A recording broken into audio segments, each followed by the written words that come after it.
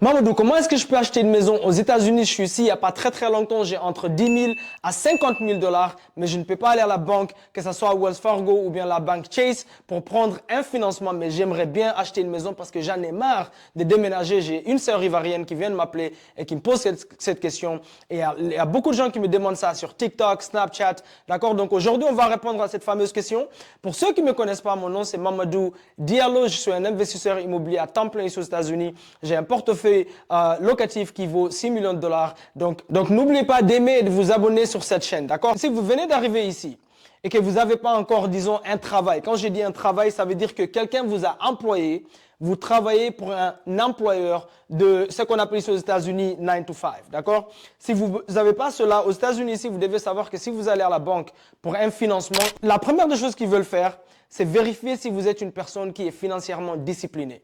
Donc, ils vont commencer à vous demander, OK, est-ce que vous avez déjà pris des dettes avant? Est-ce que vous avez payé à temps? Et ils appellent ça ici du crédit. Donc, ils vont regarder votre crédit, ils vont regarder votre histoire d'emploi, tous ces tralalala. Donc, si vous n'avez pas ça, ça va être très difficile pour vous d'aller à la banque et prendre un financement pour acheter une maison là où vous voulez vivre. Parce que le prix, si vous voulez acheter la maison cash, par exemple, cette Ivoirienne ici, elle me dit, écoute, Mamadou, je vais acheter une maison cash, mais j'ai que 96 000 dollars. Ma maman, elle va m'aider. C'est entre 86 000 ou 96 000, elle a dit, d'accord? Je lui ai dit, écoute, les seules maisons que tu peux acheter cash à 96 000 dollars, c'est dans les ghettos. C'est là où si tu sors, tu risques de te faire tirer dessus.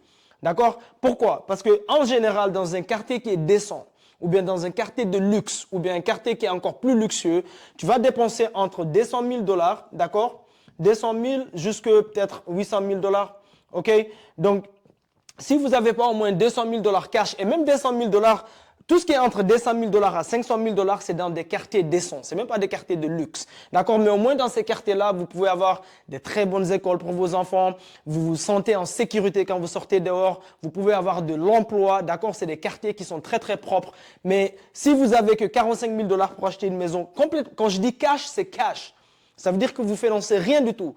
Les seuls endroits où vous pouvez acheter ça, c'est dans des petits villages, ça c'est de 1, où il y a peut-être juste des vaches et des chevaux qui y vivent, ou bien dans des villes comme Baltimore par exemple, comme Alabama, comme Detroit par exemple, d'accord? Vous pouvez acheter, mais c'est dans des quartiers très lapidés. C'est dans les ghettos où, franchement, vous ne pouvez même pas passer dans la rue pour rentrer dans votre maison. Parce que vous allez trouver des gens en train de vendre ce que vous ne voulez pas savoir devant votre porte. D'accord? Donc, pour pouvoir acheter une maison cash, vous devez compter à partir de 200 000 dollars cash. Donc, ça, ce n'est pas une très bonne stratégie, à part si vous êtes la personne, maybe, peut-être Alassane Ouattara, c'est votre oncle, ou bien le président du Nigeria, d'accord? Si vous avez beaucoup d'argent, pourquoi pas, d'accord? Et il y a une autre stratégie, je vais faire toute une vidéo pour vous expliquer aussi. Vous pouvez investir ici aux États-Unis si vous vivez à l'extérieur, que ce soit en Afrique ou bien en Asie. Vous pouvez investir ici et l'État ici va vous donner un visa. Et ça, c'est une vidéo pour un autre jour, d'accord? Mais la meilleure manière de le faire si vous avez que entre 18 000 dollars à 50 000 dollars, c'est de trouver un investisseur immobilier comme moi. C'est quoi un investisseur immobilier? Ce sont des personnes comme moi qui achètent des biens immobiliers lapidés. On les renouvelle et on les remet sur le marché pour les vendre pour du profit. Ou bien on achète des biens immobiliers locatifs et on les garde en tant que biens locatifs. Le souci, c'est quoi? Un investisseur comme moi, parfois on trouve des maisons, j'ai plusieurs comme ça que j'ai financé à des familles. On trouve des maisons dans des quartiers où je me rends compte, c'est quoi? Le chiffre qu'une personne peut me payer ici en tant que location, c'est pas très intéressant. Ça m'intéresse pas du tout. C'est très peu. Donc, ce que je vais faire pour gagner un peu plus sur mon mensuel, je vais financer la maison à une famille qui ne peut pas aller se qualifier à la banque. Et pourquoi aux États-Unis, si vous ne pouvez pas vous qualifier à la banque, facilement, c'est si vous n'avez pas un travail et ce qu'on appelle ici un credit score, d'accord? Si vous êtes une personne qui est ce qu'on appelle self-employed. Self-employed, ça veut dire que votre business vous appartient, d'accord? Vous avez peut-être un salon de coiffure, vous avez un business de, peu importe, business de cuisine, peu importe ce que, mais vous êtes votre propre employeur. La banque va vous regarder et dire, tu sais quoi, c'est trop risqué. Parce que je ne peux pas compter sur Mamadou, il a son business, peut-être demain il va tomber malade, il ne va pas travailler. Donc, l'argent que tu reçois par mois, ce n'est pas garanti.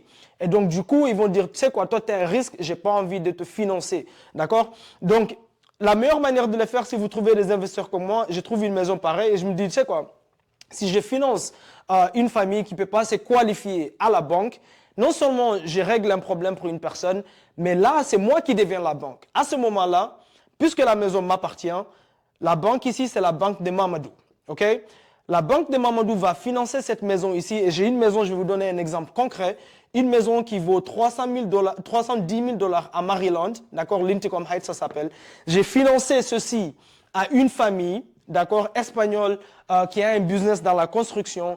Et je leur ai dit, écoute, donnez-moi, d'accord, 12% comme acompte. D'accord, 12%. Si vous faites les calculs, 12%, ça devrait être dans les alentours de, je crois, un peu au-dessus de 32 000 dollars. D'accord? Donc, 12% qu'ils m'ont donné en tant qu'acompte et je les ai financés, le reste qui est une histoire de 272 000 dollars. D'accord? Je les ai financés le reste en tant que la banque de Mamadou. Pourquoi ça c'est important? Puisque je suis la banque et que c'est moi qui les refinance directement. Il n'y a personne au milieu. Je fais mes propres règles. Donc, je m'en fous de leur histoire de boulot. Je m'en fous. Quand je dis je m'en fous de leur histoire de boulot, c'est que ça ne m'intéresse pas qu'ils n'ont pas un travail, un boulot traditionnel. D'accord? À partir du moment où ils peuvent me prouver que leur business rapporte de l'argent, ils peuvent payer le mensuel. À partir du moment où ils ont un numéro social et que je peux vérifier que c'est des gens qui n'ont pas une histoire de criminels, qui n'ont jamais été évictés de quelque part, à ce moment-là, il n'y a pas de souci. Je peux leur financer parce que tout est légal ici, d'accord? Ici aux États-Unis, l'immobilier est très, très régularisé. Donc, tout passe par soit un avocat, soit ce qu'on appelle un title company, d'accord? Donc, on signe un contrat. Avec cette famille-là, on a signé un contrat comme quoi la banque de Mamadou leur finance 310 000 dollars, d'accord? 310 000 pour les prochaines 10 ans, d'accord? Pour les prochaines 10 ans. Et pendant les prochaines 10 ans, ce qu'ils vont faire, c'est de payer des mensuels en tant que la banque. La maison les appartient. D'accord? Ils en font ce qu'ils veulent. Moi, je les ai juste financés, la maison. D'accord? Donc, tous les mois, ils vont me payer et ils ont le choix. Soit ils me payent des mensuels jusqu'à la 10e année et ils me payent tout le reste après. Ou bien ils me payent pendant 5 ans. Et puis, ils viennent chez moi et disent, tu sais quoi, Mamadou? Parce que ça, par exemple, c'est un couple espagnol. Ils viennent chez moi et ils disent, et ils parlent à peine anglais, au fait, d'accord? Et c'est leur cousin qui a des papiers qui les ont aidés à venir faire le processus légal, ok? Donc, ils vont venir chez moi et ils vont dire, Mamadou, tu sais quoi? Moi et ma femme, on s'est arrangé au fur et à mesure qu'on a habité la maison, on a trouvé un travail, ma femme a trouvé un travail et maintenant on a un crédit, maintenant on peut aller chez Wells Fargo ou bien Chase, on veut prendre notre propre financement avec la banque directement parce qu'on a d'autres projets. Et à ce moment-là, ils vont aller directement eux-mêmes prendre leur propre financement et puis me payer complètement et moi je sors du deal, d'accord? Donc moi, les investisseurs immobiliers ici, on fait beaucoup ça ou on fait ce qu'on appelle du owner finance, ça s'appelle. Ça veut dire qu'on trouve des maisons, qu'on finance à des familles ou bien à des entrepreneurs qui ne peuvent pas aller à la banque traditionnelle, ok, pour se qualifier pour un financement pour acheter une maison. Et du coup, c'est nous qui les finançons directement. D'accord? Donc, si vous vivez ici il n'y a pas très très longtemps, mais vous avez déjà votre numéro social, n'oubliez pas, je ne suis pas en train de parler, c'est pas un conseil légal ici. D'accord? Allez-y visiter votre avocat.